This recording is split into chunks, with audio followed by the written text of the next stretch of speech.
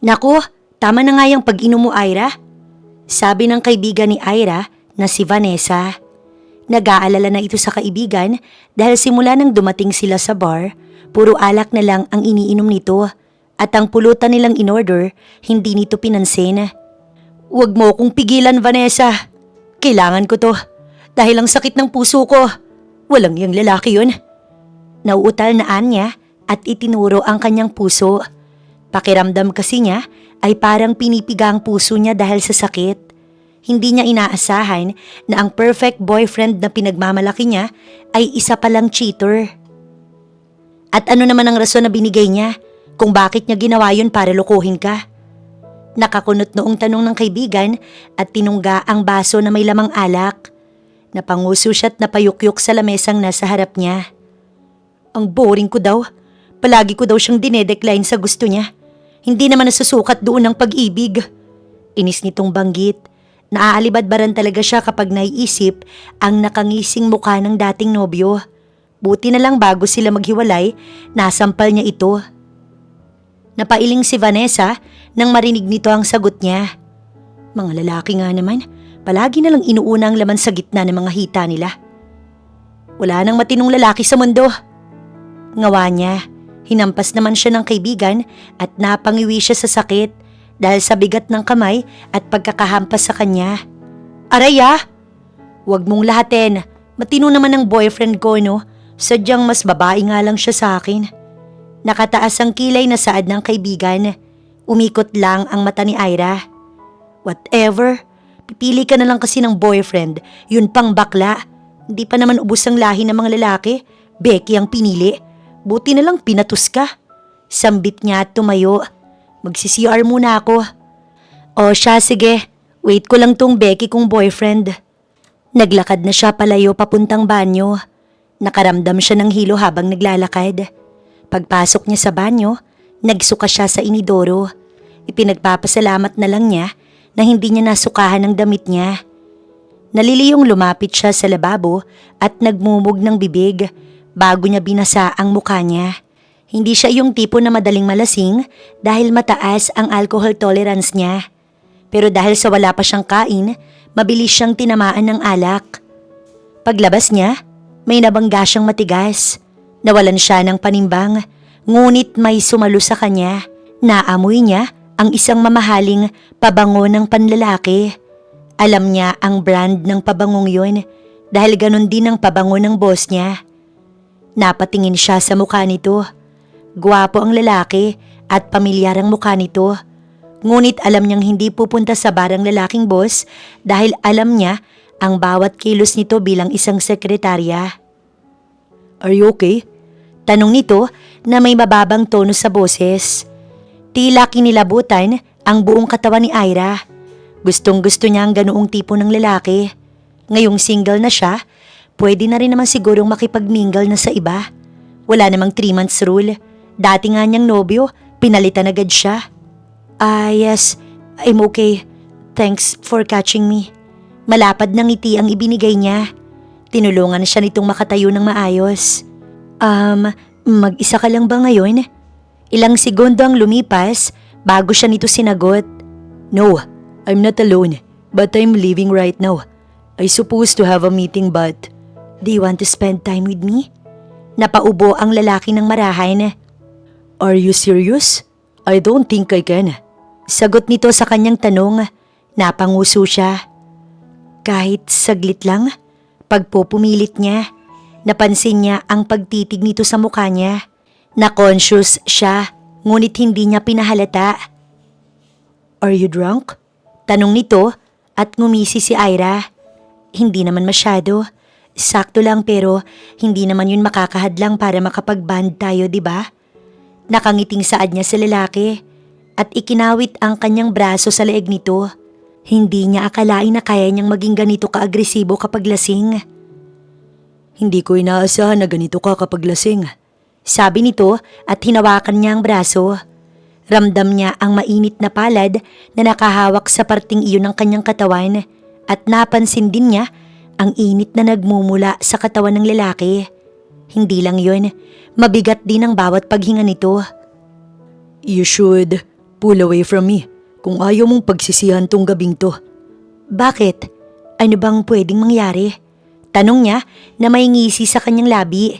Tinitigan lang siya ng lalaki bago siya nito hinalikan sa labi.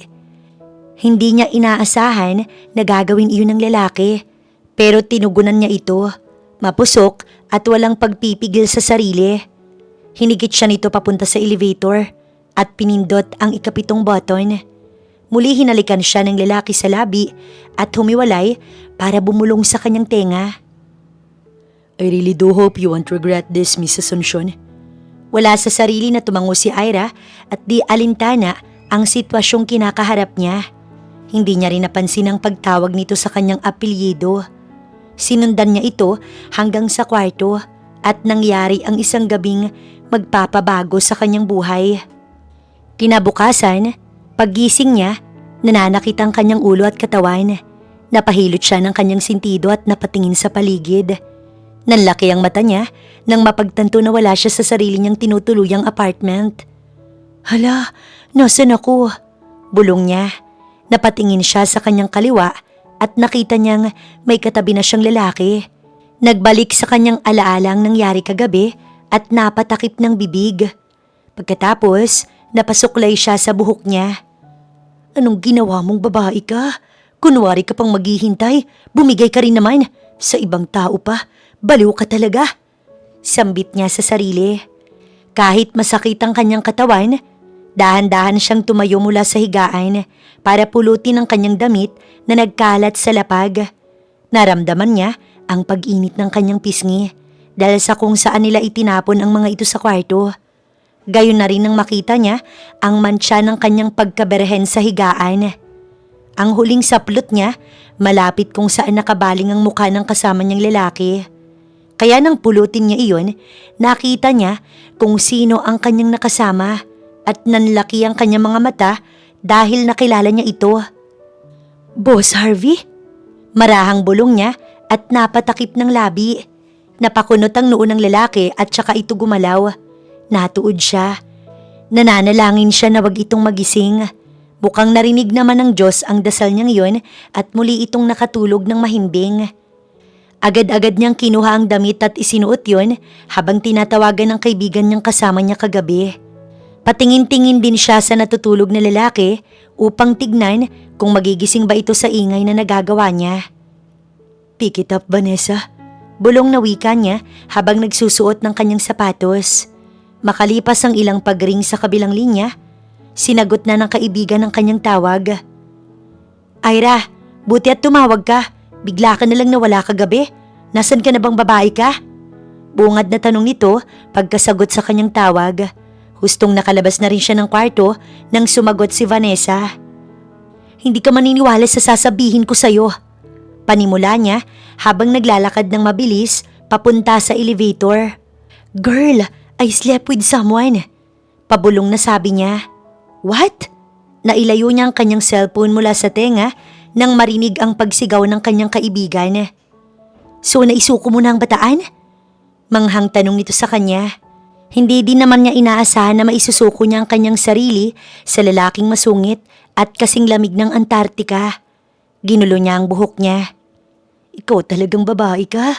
Kita mong namomroblema ako pero ikaw, kung ano-ano pang nasa isip mo. Inisnaan niya sa kaibigan pero tumawa lang ito. Nasaan ka ba? Pupuntahan kita. Tanong ni Vanessa. Sa Ace Hotel. Ay sige, hintayin mo ko sa lobby. Pagbukas ng elevator, agad siyang sumakay dito at pinindot ang ground floor button para makababa na. Buti na lang, walang ibang sakay kundi siya lamang. Nang dumating siya sa baba, inantay niya pang dumating ang kaibigan. Lumipas ang ilang minuto. Dumating ito na humahangos at habol ang hininga. Vanessa! Tawag niya sa kaibigan at kinawayan niya ito. Napalingon ang kaibigan niya sa kanya at ito ay ngumiti pa. Umikot lang ang mata niya dahil alam niyang nasa isip nito. So, kamusta ang first time? Anong kamusta? Tara na! Sabi niya at hinila ang kaibigan paalis ng hotel. Nasa labas sila ngayon at naghahanap ng taxi. Hinihilot niyang nananakit na balakang. Tinatapik-tapik siya ng kanyang best friend sa balikat. Masakit talaga kapag first time, Day. Hinampas naman ni Ira ang braso nito at napasimangot. Ang tabil talaga ng bunganga mo. So, how was it? Masarap ba? For sure. Gwapo yung kapartner mo kagabi. Kasi kung hindi, walang bataan na matitibag. Nakangising sabi ng kaibigan. Kinurot niya sa tagiliran ng babae. Ewan ko sa'yo. Sabihin mo na. Bakit hindi mo pa aminin? Hindi ko siya kukunin sa'yo. May nabingwit din ako kagabi sa bar, no? Nakangising sambit nito at mukhang excited. Nako, huwag ka nang magtanong. Samahan mo na lang akong magdasal na sana hindi niya maalala na ako ang kasama niya kagabi. Sabi niya, napataas ang kilay ng kaibigan. What? Anong ibig mong sabihin? Kilala mo kung sino ang naka one night stand mo? Napakagatlabi siya at nag-iisip kung sasabihin ba niya dito ang totoo. Tinapik-tapik siya ng kaibigan dahil napansin nito ang kanyang pananahimik. Oy, ano na? Natuod ka na dyan. Hindi mo na itinuloy ang sasabihin mo. Don't tell me you slept with someone you know, but ugly fellow. Binatukan niya ang kaibigan. Baliw ka talaga, no? He's not ugly. It's just that, ang hirap i-explain. Basta, ikukwento ko sa'yo sa susunod. Kailan pa? Baka mamuti ang buhok ko, hindi mo pa na ikukwento.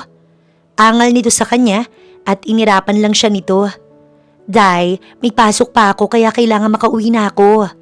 Sabi niya sa kanya. Napakamot ang kaibigan. Pinapunta mo pa ako dito pero wala rin pala akong makukuha sa yung chismis. Ano ba yan? May himig ng pagtatampo ang kanyang tono. Marahan niyang sinabunutan ng kasama. Oo na, ang kasama ko kagabi ay ang boss ko.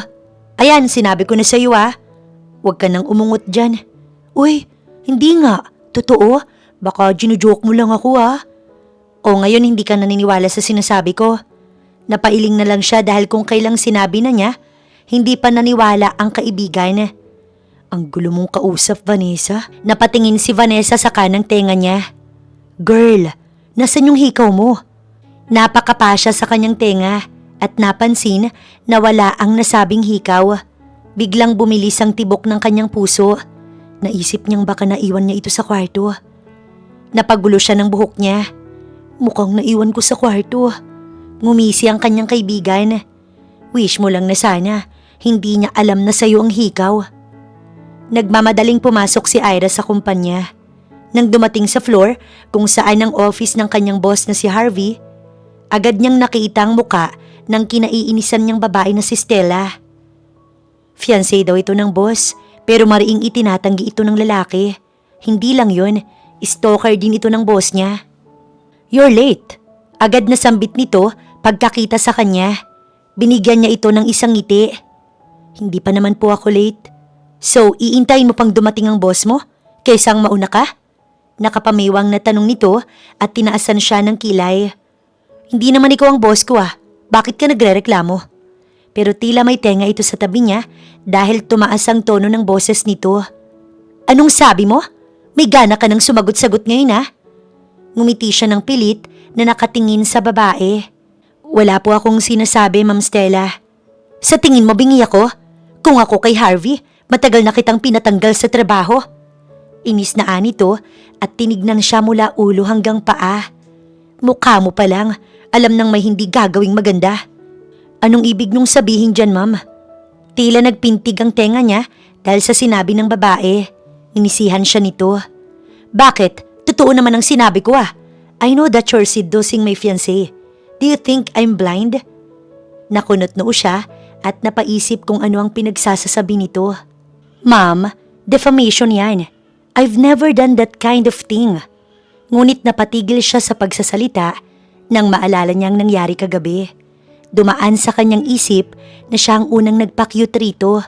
Tumugon naman ang lalaki, kaya hindi niya masasabing buong kasalanan niyang nangyari. Wala naman siyang balak na mang-agaw ng fiancé. Pero sa pagkakaalam niya, for convenience lang ang kasal na iyon kung matutuloy. Huwag mo kong gawing tanga. Susugurin sana nito pero agad na pinigilan siya ni Carol na receptionist ng kanilang floor. Ma'am please, huwag po kayo mag-iskandalo. Sabi nito habang pinipigilan si Stella. Dinuro siya ng babae na may galit sa muka. Better not have any bold ideas in your head. or I'll make sure you regret it. Tinalikuran siya nito at pumunta sa opisina ni Harvey. Naiwan silang dalawa sa labas at napasandal na lamang siya sa lamesa ni Carol. Agad siyang napangiwi dahil mukhang sakit sa ulo na naman ang hatid ng babae sa kanya. Ira, mukhang pinag-iinitan ka na naman ni Ma'am Stella. Ani ng kasamahan sa kanya. Huminga siya ng malalim at inilagay ang ilang hibla ng buhok niya na tumatabing sa likod ng kanyang tenga. Palagi namang mainit ang dugo niyan sa kahit na sinong babaeng lumalapit kay Sir Harvey. Baka nga pati lalaki na nakadamit pang babae, aawayin niya. Huwag naman sana na may ma-fire na naman dahil sa kanya. Mag-ingat ka rin sa kanya. Hindi mo alam, baka kung anong gawin niyan sa'yo paglabas mo dito sa company. Paalala sa kanya ng babae. Tumango siya bilang tugon. Narinig niya ang pagsigaw ni Stella mula sa loob.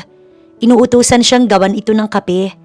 Napairap na lang siya sa inis at nagpaalam sa kasama na gagawa ng kape ang mukhang wicked stepmother nila. Natawa lang silang pareho sa kanyang biro pero sa isip niya, seryoso siya. Inis na rin siya sa babaeng hindi pa na ikakasal sa may-ari ng kumpanya. Akala mo, ito na ang nagmamay-ari kung umasta. Pumunta siya sa pantry para magtimpla ng inumin ng babae. Naalala niya tuloy ang pambubuli nito sa kanya.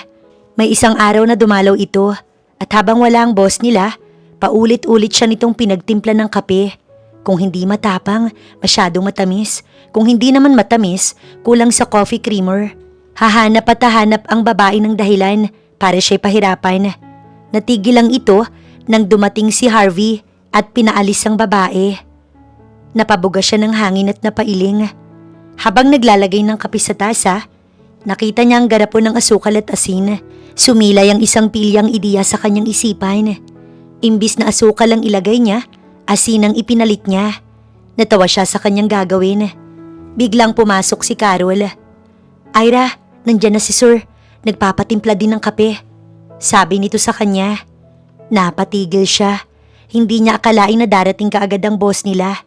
Iniisip niya kung itutuloy pa ang balak o hindi na. Ngunit naghari sa puso niya na iprank ang babae para makabawi sa pambubuli nito sa kanya. Pagkatapos niyang gumawa ng isa pang kape para sa boss nila, dinala niya na ito sa opisina. Sir, here is your coffee. Sambit niya at inilapag ang kape sa harap ni Harvey. Gayun din ang ginawa niya sa harap ni Stella. Tumayo siya sa tabi na parang wala siyang ginawang masama. Harvey, my dad asked me about the engagement. Panimula ng babae.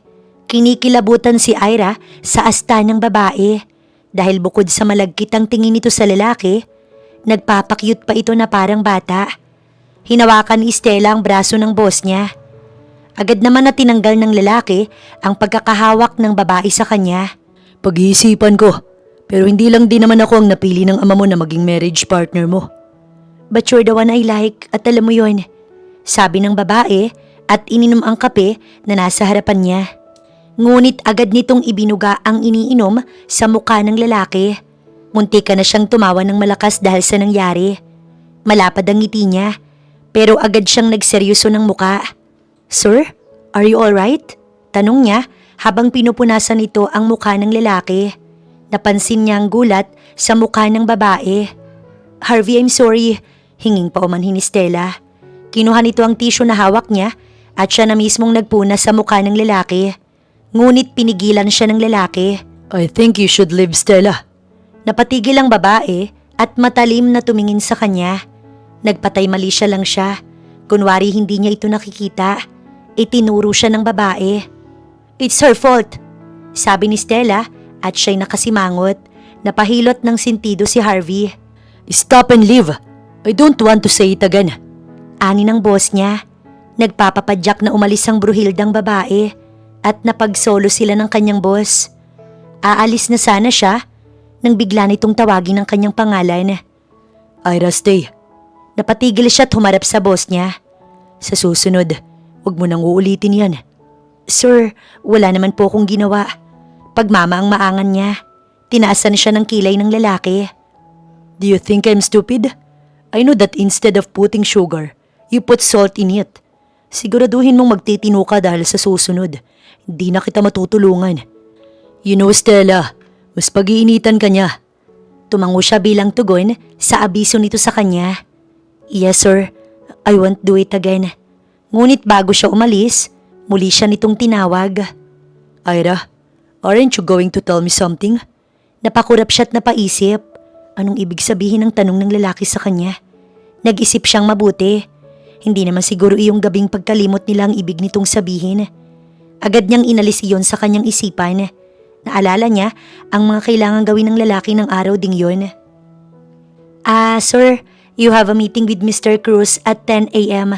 And after that, you have a meeting with Mr. Saadvera sa La Savo Restaurant in BGC. Tinitigan siya ng lalaki at napailing.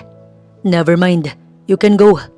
Dumaan pa ang ilang mga araw ay pinakikiramdaman niya ang boss na si Harvey. Ngunit gaya ng dati, ganun pa rin ito. Masungit, mainitin ang ulo, minsan mabait, minsan tahimik pero madalas, tulala itong nakatingin sa kanya. Tulala o nakatitig ay pareho lang kay Ira. Mukhang hindi naman naaalala ng lalaki ang nangyari sa kanya at pabor iyon sa kanyang pagtatrabaho dito. O baka, normal na lang ang one night stand sa katulad niyang mayaman, pogi at bachelor na lalaki kapag nagpupunta kung saang club. Yes, Sir Harvey, meron po kayong sasabihin? Sorry, wala. I mean, meron pero nakakalimutan ko. Okay lang po, sir, kapag naalala nyo na lang. Sagot ni Ira habang nakangiti bago tumalikod. Makalipas ang mahigit isang buwan, nakaramdam si Ira ng pangangasim ng sikmura. Kaya agad siyang nagpunta ng CR para dumuwal. Naisip niya na baka iyong sashimi na binili niya ang may problema. Dahil wala naman siyang ibang kinain kundi yun. Masyadong ang mahal ang cravings niya kagabi. Nahihilo rin siya kaya pikit matang naglakad siya papunta ulit ng kanyang kama. May usapan silang magkakaibigan na magkikita. Ngunit dahil sa nararamdaman niya, parang hindi niya kayang lumabas. Girl, akala ko hindi ka na makakapunta. Sambit nito, ngumiti siya at niyakap ang kaibigan. Akala ko nga rin sobrang sama ng pakiramdam ko kanina pero okay naman na ako. Sabay silang pumasok ng restaurant. Tuwang-tuwa siya nang makita ang mga kaibigan. Nag-order sila ng mga pagkain. Ngunit hindi siya masyadong kumakain dahil katulad nung umaga, nangangasim na naman ang kanyang sikmura. Napahawak siya sa balikat ni Vanessa. Vanessa, saglit, nasusuka ko. Ay teka, tutulungan kita. Sabi ng kaibigan at tinulungan siyang maglakad papunta sa CR. Dumuwal na naman siya at inilabas ang pagkain na kanyang nakain. Hinimas-himas naman ng kaibigan ng likod niya. Anong nangyayari sa'yo? May sakit ka ba? Huminga muna siya ng malalim bago nagmumog ng tubig at hinarap ang kaibigan. Hindi ko rin alam tong nararamdaman ko. Hindi kaya may stomach bug ako? Ngumisi si Vanessa. Baka hindi stomach bug yan. Pagbibiro ng babae bago manlaki ang mata nito. Babae, kailan ang last na red days mo? Tulirong napaisip siya at nagbilang. Base sa pagbibilang niya, 1 linggo na siyang delayed. Last month ang last red days ko at hindi pa ako nagkakaroon. Hala, di ba regular naman ang menstruation mo? Baka iba na yan. Be, wag kang manakot. Wag mong sabihin na may cyst ako. Gusto ko pang magkaanak, no? Sambit niya sa kaibigan. Napakamot na lang ang babae sa kanyang sinabi. Baliw, hindi yun ang ibig kong sabihin. Hindi cyst ang meron ka kundi iba. Yung lumalaki, be. Huwag kang ang tanga. Alam mong ibig kong sabihin.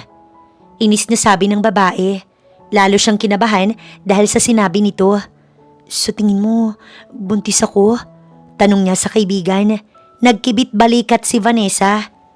Hindi natin malalaman kung hindi ka magpapakonsulta. Mas maganda kung pumunta ka ng hospital bukas para malaman mo. Hindi yung kakabaka-baka dyan. Advice nito sa kanya. Inilapat niya ang kanyang kamay sa kanyang puson. Hirap na nga siya sa buhay. Madadagdagan pa ang kanyang isipin. Pagdating ng kanyang condo unit, agad siyang nag-pregnancy test. Nananalangin siya na sana negative. Dahil kung positive ito, mahihirapan siyang magtrabaho. Lalo na't ang tatay nito ay kasama niya at boss niya pa. Taliwas sa kagustuhan niya ang nakita niya. Positive. 3 pregnancy test ang nagsasabing buntis siya. Napasabunot siya sa buhok niya. Unang pagniniig, nagkaroon ka agad ng bunga. Nakatago sa bag ni Ira ang resulta ng consultation niya kahapon. Hindi niya alam ang gagawin niya. Kung sasabihin niya ba sa lalaki ang nangyari sa kanila at pananagutan siya. O sasarilinin niya ang pagpapalaki rito. Napabuntong hininga siya sa pag-iisip hanggang sa humahangos na lumapit sa kanya si Carol na may gulat sa mukha nito. Ira, totoo ba? Napakunot noo siya dahil hindi niya alam ang ibig sabihin ng tanong nito. Totoo ang ano? Balik tanong niya sa babae. Nagpalinga-linga ito para tingnan kung may tao. Tumingin ulit ito sa kanya at bumulong. Totoo bang buntis ka? Nanlaki ang mata niya dahil sa sinabi nito. Paano niya nalaman? Hinawakan niya ang kamay ni Carol. Paano mo nalaman? Hala, kalat sa buong company na buntis ka. May nakakita kasi sa'yo kahapon na nagpunta ka sa Obigaini. Tapos, nakita kanya na may hawak na sonogram. Sagot naman ito sa kanya. Napatanga siyang napaupo sa upuan. Napakamot siya ng ulo. Nakakaloka, sambit niya at napayukyok sa kanyang lamesa. Siya na naman ang bida sa company nila. Nung nakaraan dahil kay Estela at sa ginawa niyang prank. Ngayon naman dahil buntis siya. Kaya pala suka ka ng suka nung nakaraan. Congrats, pero alam na ba ng boyfriend mo yan? May kuryosidad sa tanong ni Carol. Napabuga siya ng hangin at matipid na ngumiti. Hindi niya alam. Sagot niya. Wala na siyang boyfriend pero mas iingay kapag nalaman nila. Napabuntong hininga na lang siya. Dumating ang kanilang lunch break. Lumapit si Jose sa kanya. Isa sa mga kaklose niyang lalaki at may bali-balita na may gusto daw sa kanya. May pag-aalala sa mukha nito. Ira, ayos ka lang ba? Hindi ka ba nahihirapan sa kalagayan mo? Bungad nito sa kanya nang makalapit. Oo, ayos lang ako. Huwag kang mag-alala. Tumango naman si Jose at huminga ito ng malalim. Ira, kung hindi ka panagutan ng boyfriend mo, handa akong akuin ang responsibilidad niya. Sambit nito. Nagulat siya dahil nakita niyang seryosong mukha nito. So, totoo yung balita na gusto mo ko? Nakakunot noong tanong niya. Napansin niya ang pagpula ng tenga nito. Likas kasing maputi si Jose, chinito at gwapo. Matagal na akong may lihim na pagtingin sa'yo. Hindi lang ako makapag-confess dahil may boyfriend ka at mukhang hindi mo ko napapansin at saka hindi ako makatsyempo. Busy ka palagi at kasama mo si Sir Harvey. Hindi niya alam kung anong sasabihin. Ngunit ayaw naman niyang ipaako sa iba ang pagiging ama dahil hindi naman ito responsibilidad. Salamat Jose pero ayoko naman na maging pabigat lang ako sa'yo. Lalo na't wala namang kinalaman ng anak ko sa'yo. Umiling ang lalaki. Ira, wala namang problema. Gusto ko na tulungan ka at ang anak mo. Basta kapag iniwan ka ng lalaking yun, ako ang bahala sa'yo. Naramdaman ni Ira ang sensiridad ng binata. Sa totoo lang, wala siyang maipipinta sa kasamahan dahil napakabuti nito kahit sa iba. Kung tutuusin, siya rin ang ideal niya sa lalaki. Mabait, maginoo at matulungin. Malaking kabaliktaran ng boss niya na ama ng bata. Palaging bugnutin at nakasimangot. Pasalamat na lang niya na sobrang gwapo ni Harvey. Hindi natalo ang anak niya sa itsura. Pagkatapos kumain sa cafeteria, bumalik na siya ng table niya sa opisina. Tumunog ang intercom. Ira, are you there now?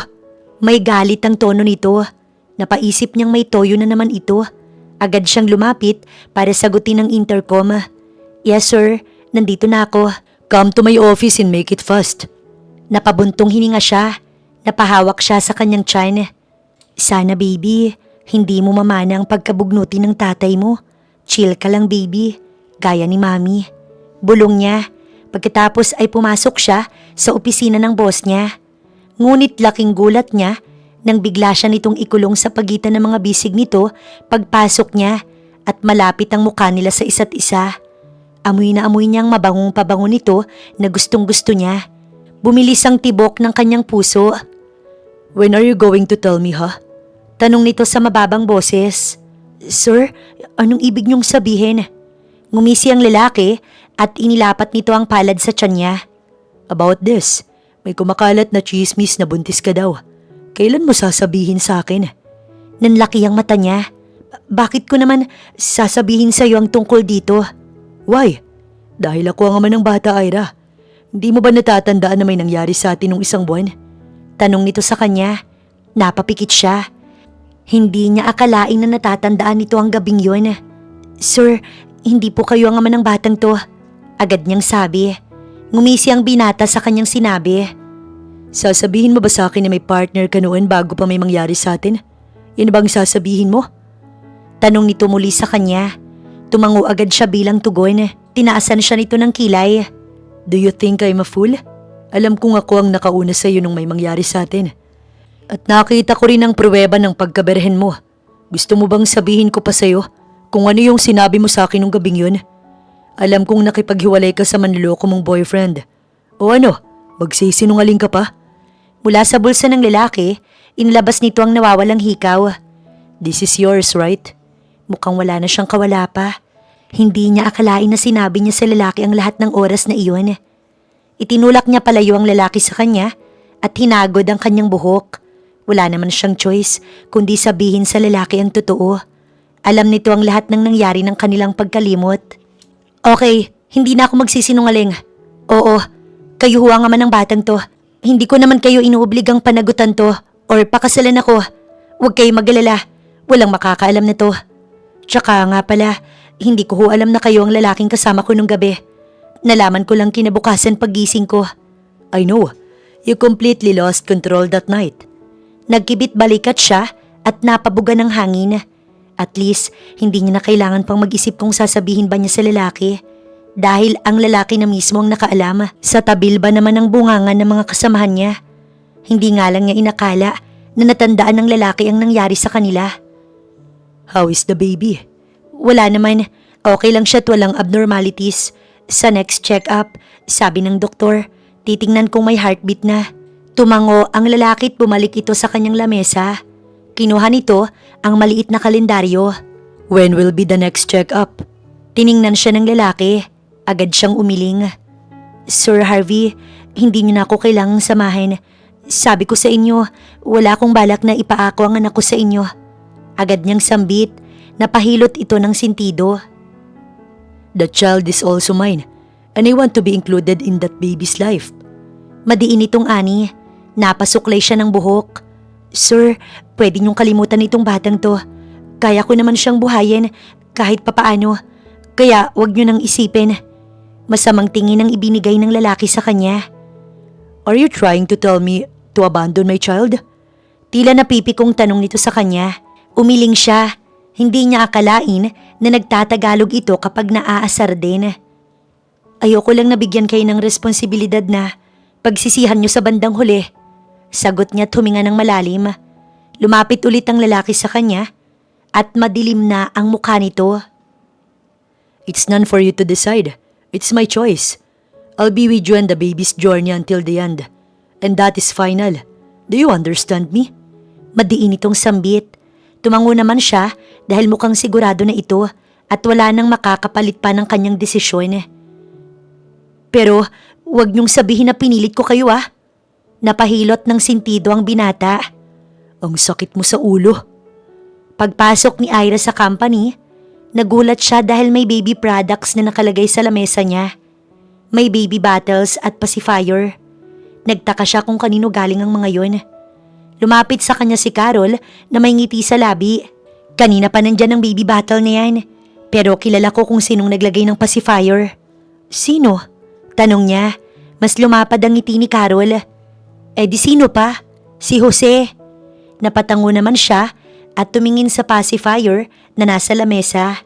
Napatingin naman siya sa baby bottles at nakita niya na may note na nasa ilalim.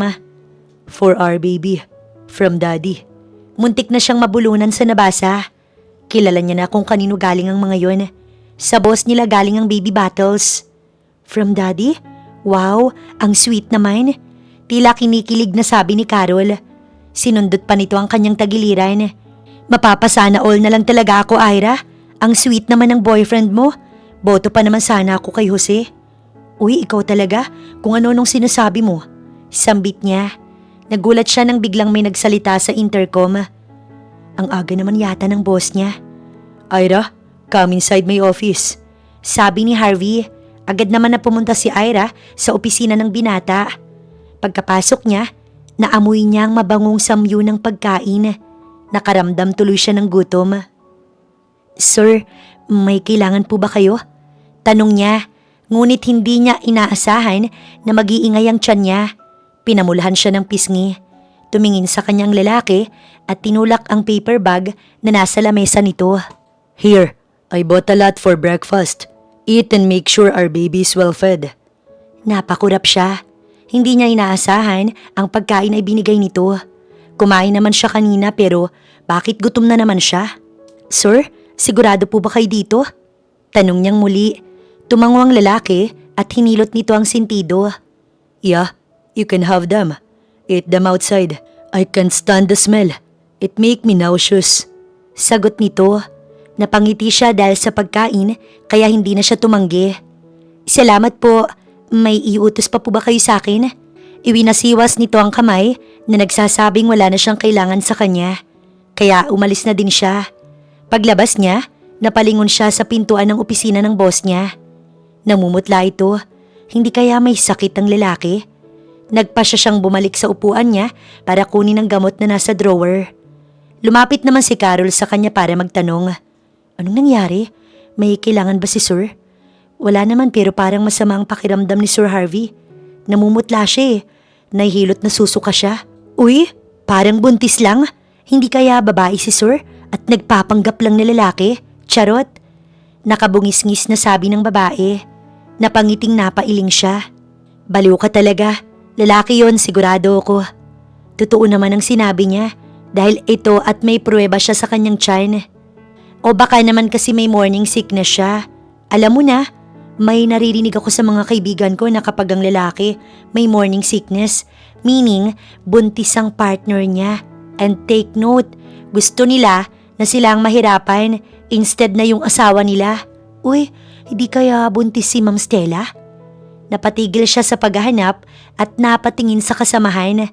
Tsaka lamang niya napagtanto na hindi siya nahilo o nagsuka kaninang paggising. Agad niyang chinek ang pagkain at nakita niya na healthy food ang laman nun. Para sa kanya siguro ang pagkain dahil nung nagpunta sila sa doktor para sa kanyang check-up, pinayuhan siya na kumain ng mga pagkain na maganda para sa kanya. Ano sa tingin mo, Ira? Tanong ng babae sa kanya. Nagkibit balikat siya. Hindi naman siguro. Baka masama lang ang pakiramdam niya. O siya, dadalhan ko muna siya ng gamot. Sabi niya at dinala ang biogesic sa opisina ng boss nila. Bumalik siya sa lalaki at nakita niya ang seryosong mukha nito habang nagbabasa ng mga papeles. Sir, eto po ang biogesic. Tiningnan siya ng lalaki at napabuntong hininga. Inabot nito ang hawak niyang gamot at ininom yun. Did you eat already? Don't get starved. Opo, hindi ko gugutumin ang anak ko.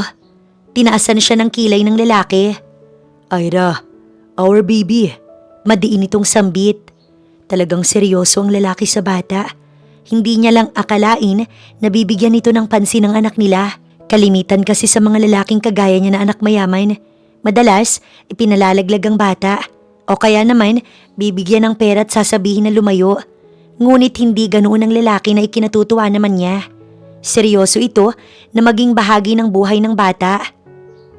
Tuwing pumapasok si Ira sa kumpanya, madalas niyang nakikita na may kung ano-anong gamit pambata sa kanyang lamesa.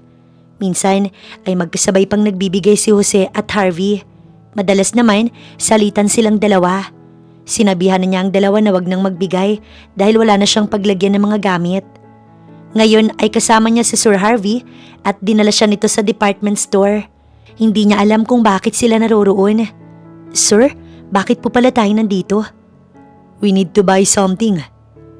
Sagot nito na hindi tumitingin sa kanya.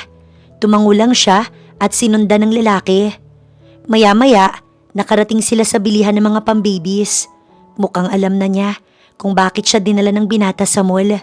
Ira, I want you to choose a crib for our baby. Sabi nito habang tinitingnan ng bawat gamit pambata na naroroon. Hindi ba masyadong maaga para mamili ng gamit? Tanong niya dito habang tumitingin-tingin na.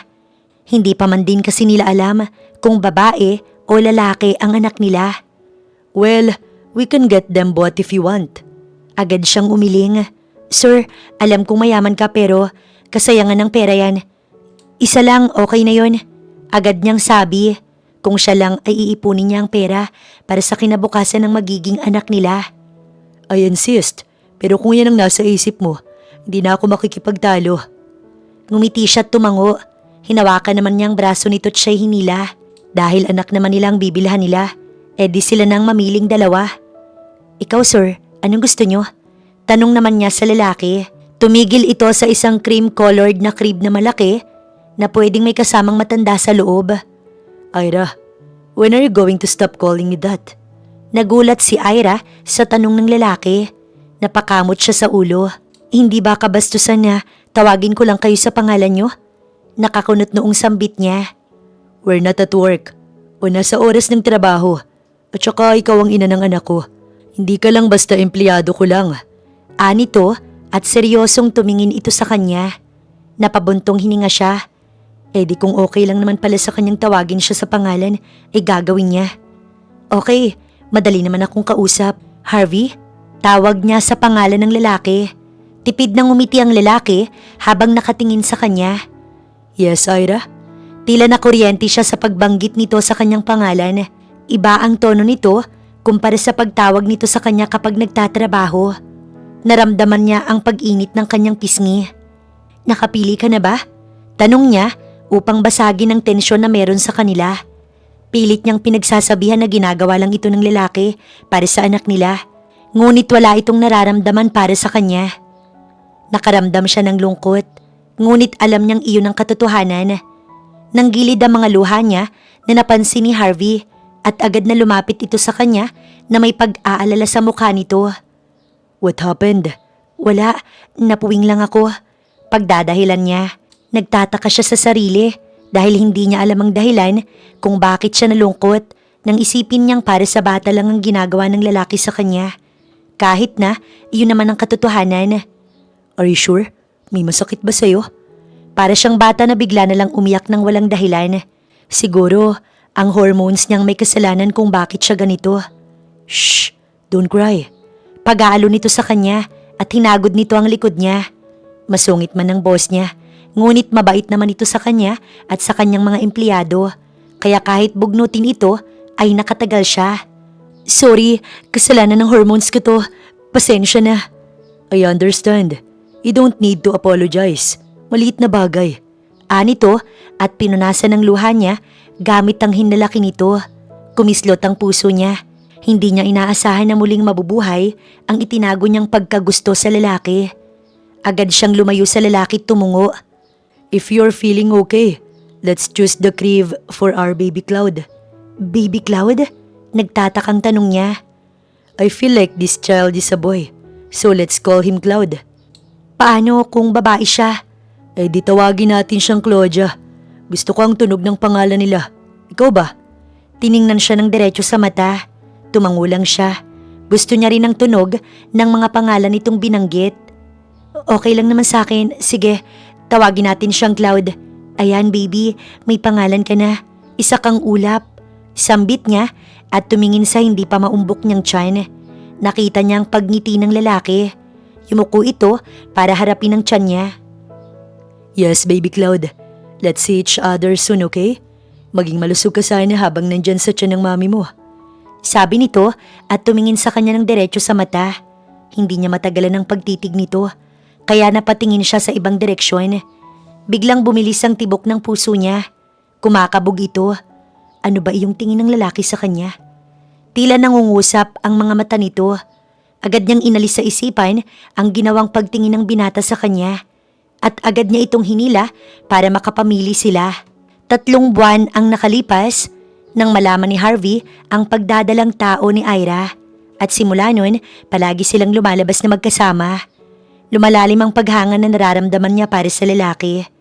Nagsimula na ring lumaki ang tiyan niya at madami nang bumabati sa kanya at kumakantsaw na sila ang magiging ninong at ninang ng anak niya.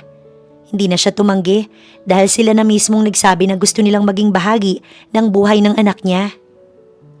Madalas na tinatanong rin siya kung kailan ang kasal, ngunit agad din niyang iniiba ang usapan dahil alam niyang walang kasal na magaganap.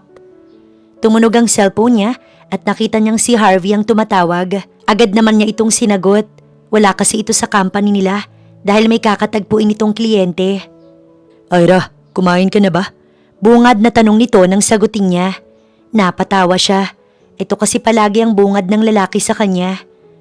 Parang palagi akong gutom sa'yo. I just want to make sure. Tell me if you crave something. I'll get them for you. Napaisip siya at hinimas ang tiyan niya. Parang gusto ni Bibi Cloud ng honeydew na prutas.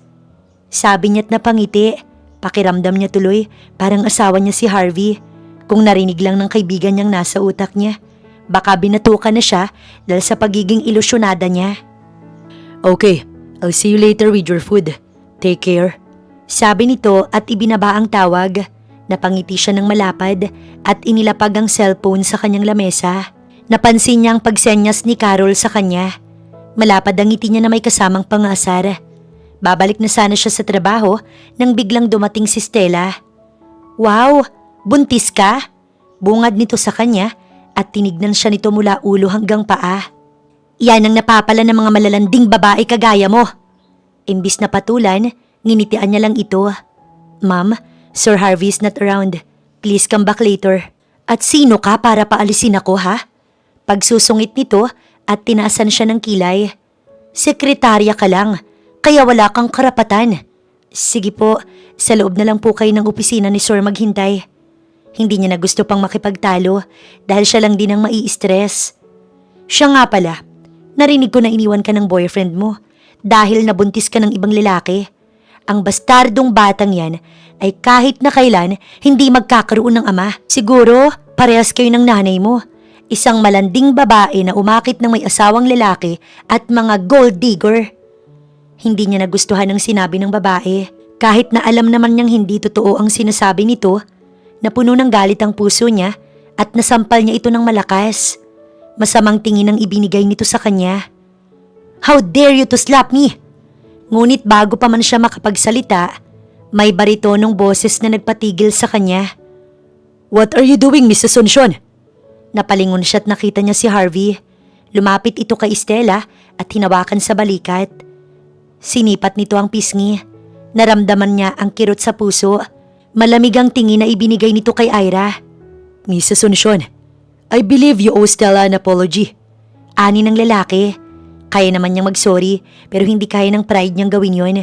Sinabihan niya ng masama ang magulang niya. Mapapalampas niya kung siya lang. Ayun nga lang, pati magulang ay sinama. Hindi siya makakapayag. Hindi po ako magsusorry dahil deserve naman niyang pagsampal ko sa mukha niya. Sabi niya at tinalikuran ng dalawa. Miss Asuncion, stop right there and come back or you're fired. Ani ng lalaki. Ngunit hindi siya nagpaawat at tuluyang lumisan. Nagdesisyon siyang umuwi na lamang. Itutulog na lang niyang init ng kanyang ulo. Alam niyang mali siya na pinatulan niyang babae. Pero hindi niya hayaang apakan lang siya nito. Pag-uwi niya, nakatulog siya at hindi niya pinansin ang pagtawag ni Harvey sa kanyang cellphone. Nagising na lamang siya sa mga katok sa pinto ng kanyang apartment.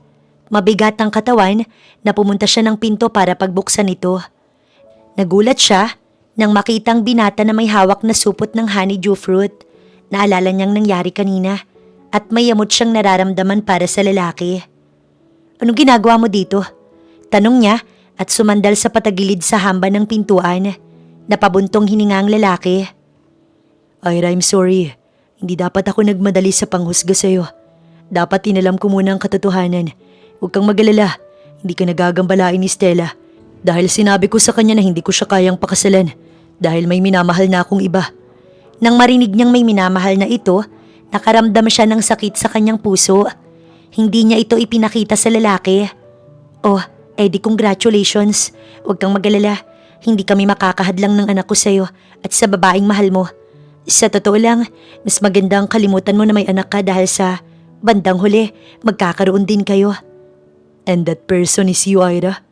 Natuod siya at napatingin sa lalaki. Tila nabingi siya sa sinabi ng lalaki. Ano ka mo? Hindi ko na gustong sabihin ulit ang pagtatapat ko pero para sa'yo gagawin ko. Ang babaeng mahal ko ikaw. Hindi niya akalain na siya ang babaeng tinutukoy nito. Tila ba may paru-parong nagsasayaw sa tiyan niya. Lasing ka ng gabing yun. Kaya kitang itulak para walang mangyari sa atin. Pero napakapusok mo. At bilang lalaki na may gusto sa'yo, yung pagmamahal ko ang nanalo. Sa maniwala ka o sa hindi, minahal na kita simula pa nung una. Tila hinuhukay ang tiyan niya sa kilig dahil hindi niya akalain na may pagtingin ng lalaki sa kanya. Pinigilan niyang sarili ng umiti. Totoo ba yung sinasabi mo? Baka ginujoke mo lang ako. Nagbuntong hininga ang lalaki. Kung hindi ako seryoso sa'yo, bibigyan lang kita ng pera para alagaan ang anak ko. At hindi ko ipipilit ang sarili ko na maging bahagi ng buhay ng anak natin. Mahal kita, Ira, at gusto kitang pakasalan. Ibinaba nito ang dala at hinawakan ng kamay niya. Tinignan siya nito ng diretso sa mata at makikita ang sensibilidad dito. Malamig ang kamay nito na parang kinakabahan. May isang pilyang ngiti ang sumilay sa kanyang labi. Sige, pag-iisipan ko yung wedding proposal na yan. Pero sa ngayon, nagugutom na si Baby Cloud. Napahagod na lang ng buhok si Harvey at yumuko. Baby Cloud, tulungan mo kong magkaroon ng pogi points kay Mami para matuloy ang kasal namin. Bulong nito sa tiyan niya. Napatawa lang siya sa sinabi ng lalaki. Ipinakita ni Harvey kay Ira na totoo ang nararamdaman nito sa kanya. Nagsimula silang magkaroon ng sikretong relasyon sa company. At wala ni isa sa mga kasamahan niyang may alam na mayroon silang relasyon. Alam ng binata na may nararamdaman si Jose sa kanya. Kaya sinabi nito na tapatin ng lalaki na hindi nito kayang tapatan ang pag-ibig nito. Na ginawa naman niya. Nakita niyang sakit sa mga mata nito, ngunit sabi ng lalaki na iintindihan naman niya. Nung una pa lang naman kasi, alam niya nang wala siyang pag-asa sa kanya. Naging maayos naman ang pag-uusap nila at nanatiling maging magkaibigan. Nagdesisyon ng binata na ipakilala siya sa magulang nito para na rin ipaalam na magkakaapo na sila. Nang dumating sila sa mansyon ng magulang ni Harvey, nakaramdam siya ng kaba at panlalamig ng kamay. Nervous? Tanong nito sa kanya. Tumango siya bilang tugon. Ngayon lang ako nakapasok sa ganito kagandang bahay. Anak, mayaman ka talaga, no? Manghang sambit niya habang tinitignan ng paligid. You could say that, but soon you'll be a part of my family. Sabi nito sa kanya. Iginiya siya ng lalaki papasok sa mansyon. Napansin ni Ira ang hindi magandang tingin ng mga ito sa kanya. Doon pa lang, alam niya nang hindi siya gusto ng mga magulang ng lalaki. Mom and Dad, this is Ira, my girlfriend and the mother of my child. Pagpapakilala ng lalaki sa kanya. Kahit na alam niyang hindi siya gusto ng magulang ng lalaki, binati pa rin niyang mga ito. Hello po, magandang tanghali. Hinarap ni Harvey ang ina. You choose this woman over Stella? Sabi nito sa lalaki. Wala namang maganda sa kanya. Mukha lang niya. Lalo ng background ng pamilya niya. Mom, be nice. Kahit na hindi siya katulad ni Stella na may maganda't mayamang pamilya, mabuting babae pa rin siya. At siya rin ang gusto kong maging asawa at pakasalan. Paliwanag ng binata sa magulang. Naging seryoso ang mukha ng lalaki at ipinulupot nito ang braso sa kanyang bewang. Nakakasiguro ka bang yung babaeng yan? Katulad ng iniisip mo. Paano kung pera lang ang habol niyan sa'yo at iwan ka lang niya? Ang mga gold diggers, sa una mabait, pero kapag binigay mo na ang buong tiwala mo, lalabas ang tunay nilang kulay. Paliwanag nito. Magsasalita sana siya pero pinigilan siya ng lalaki. Gusto nitong ipakita na kaya niyang protektahan si Ira. Hindi ganyan si Ira. Hindi dahil gusto niyo si Stella, kailangan na tawagin niyo siya ng ganyan at lagyan ng libel. Pakikipagtalo nito sa ina, ngunit hindi ito nagpatalo sa anak. Madami na akong nakita at nakilalang ganyan. At alam ko kaagad kung ano sila kapag nakita ko. Hinarap siya ng ginang na may matalim na tingin. Kung alam mo kung anong mas makakabuti sa anak namin, iwan mo siya. Naiintindihan mo ba? Ma'am, huwag mo kong piliting gawin to. Pakakasalan ko si Ira kahit walang pagsang-ayon ninyo. Final na sabi ng lalaki sa ina at hinigit siya nito paalis ng bahay. Hindi niya akalain na talagang pinaglalaban siya ng lalaki. Oo, masaya siya dahil ipinapakita nito na mahal siya nito. Ngunit ayaw naman niyang sirain ang relasyon nila bilang pamilya. Hindi siya tuluyang magiging masaya kung ganito ang pamilya ng lalaking mahal niya. Ira, wag mong isipin ang sinabi ng mama ko, okay? Mahal kita At ikaw lang ang babaeng pakakasalan ko kahit anong mangyari. Sabi nito sa kanya at niyakap siya ng mahigpit. Hanggang sa nagkaroon ng problema ang company. Nalaman niya na ang ama ni Harvey ang may kasalanan at parang pinaparusahan ng binata. Lingid sa kaalaman ng lalaki, nakipagkita siya sa mga magulang nito nang tawagan siya ng mga ito. Tingnan mo ang ginawa mo. Lalo mo lang pinahihirapan ng anak ko. Kailan mo ba siya iiwan? Kailangan mo ba ng pera? Sige, bibigyan kita kahit magkano pa yan. Basta iwan mo ang anak ko.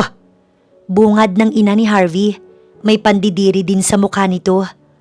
You're trying to trick my son into raising another man's child. Napabuntong hininga si Ira at inilabas ang resulta ng paternity test niya. Ipinakita nito sa kanila na ang ama ng anak niya ay ang binata mismo. Si Harvey po ang tunay na ama ng bata.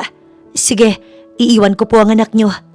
Tumango ang ina ng binata at inilabas nito ang tseke na naglalaman ng 10 milyon. Here is the check. Leave our son now. Siguro naman kakasya na to para sa inyong mag-ina. Imbis na kunin ang pera, hindi niya ito tinanggap. Seryoso niyang hinarap ang tingin ng ginang. Mahal ko po ang anak ninyo, ma'am. And I don't need your money. Hindi dahil sa pride, kundi dahil gusto kong makita nyo na seryoso ang relasyon namin ng anak nyo. Na mahal ko po talaga siya at hindi yaman ang kailangan ko sa kanya. Sa totoo lang, kahit maghirap ang anak nyo, mamahalin ko pa rin siya. Kahit na ako ang bumuhay sa kanya, walang problema. Pero dahil mahal ko ang anak nyo at hindi siya sanay sa buhay na mahirap, aalis ako. Huwag nyo na ho sana siyang pahirapan. Salamat po sa oras ninyo. Aalis na ako. Bago pa man sila magsalita ulit, umalis na siya. Kahit mabigat ang puso niya dahil sa desisyon niya, alam niyang mas makakabuti ito para sa lalaki. Nag-file na rin siya ng resignation na matatanggap ng lalaki kinabukasan. At pagkatapos, tinawagan ni Ira si Vanessa. Oh, napatawag ka girl. Kamusta ang pagbubuntis? Hindi niya mapigilan ang mapaiyak nang marinig ang boses ng kaibigan. Oh, bakit ka umiiyak? Vanessa, aalis ako pero hindi ko alam kung saan ako pupunta. Ano bang nangyari? Nagkausap na ba kayo ni Harvey? Meron akong restaurant na sinimulan sa Mindoro. Sa totoo lang, sa susunod na Sabado'y doon ako mamamalagi. Agahan ko na lang ang pagpunta doon, sabay na tayo. At nang gabing yon, umalis silang dalawa papunta ng Mindoro. Ilang beses siyang tinatawagan ng lalaki pero hindi niya ito sinasagot. Dahil kung gagawin niya yon, baka magbago ang kanyang isip at hindi na umalis pa. Sa bandang huli, pinatay niya ang cellphone at itinapon ng SIM card sa dagat. Paalam Harvey, sana maging masaya ka. Sambit niya habang nakatingin sa dagat na bumabaybay papuntang Mindoro. Makalipas ang ilang buwan, kabuwanan na ni Ira. Nagtatrabaho siya ngayon bilang isang manager sa restaurant ni Vanessa. Naging maganda naman ang takbo ng negosyo ng kaibigan at sinusuportahan siya nito sa pagbubuntis niya. Nalaman din niyang kambal ang anak niya. Hindi niya akalain na nakajackpot sila ni Harvey at doble pa ang bunga. Habang nagre-record siya ng sales nila kahapon, napatingin siya sa labas at nakita niya ang bulto ng isang lalaki. Nanlaki ang kanyang mga mata. Hindi siya pwedeng magkamali. Si Harvey ang nakikita niya.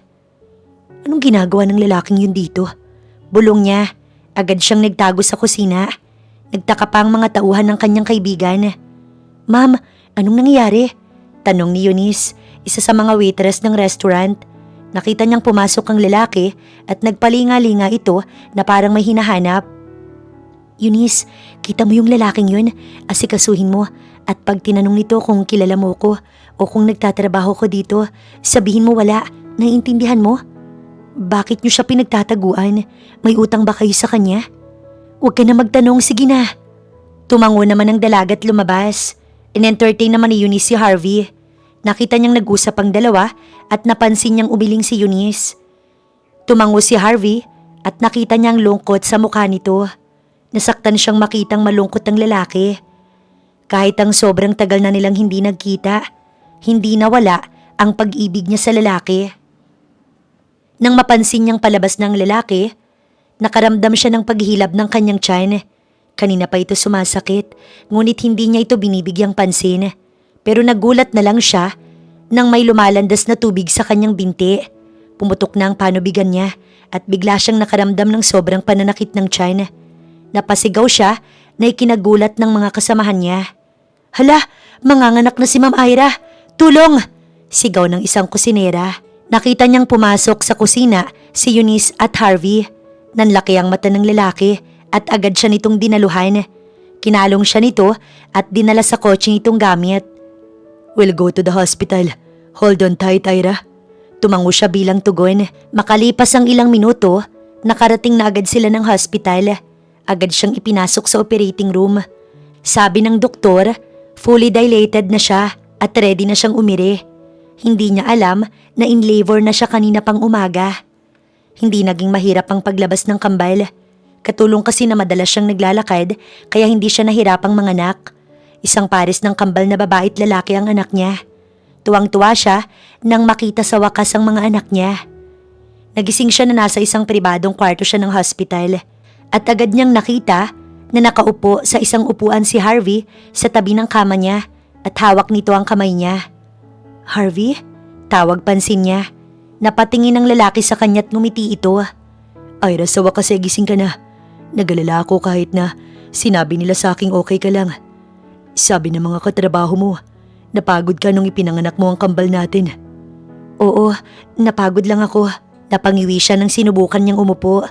Tinulungan siya ng lalaki na ilagay nito ang unan sa likod nito. Anong ginagawa mo dito? Napatigil ang lalaki at naging seryoso ang mukha nito. Ano nga bang sa tingin mo? Nawala ang girlfriend ko ng isang araw nang walang sinasabi sa akin ng kahit ano. Tapos nalaman ko na lang na tinawagan ka ng magulang ko para palayuin ka. At ginawa mo naman. Galit ako sa ginawa mo, Ira. Masama ang loob ko sa naging desisyon mo, alam mo ba? Anong gusto mong gawin ko? Makita ko kayo nag-aaway ng magulang mo dahil sa akin? Oo, dahil handa akong ipakita sa kanila na hindi ka ganoong klaseng babae.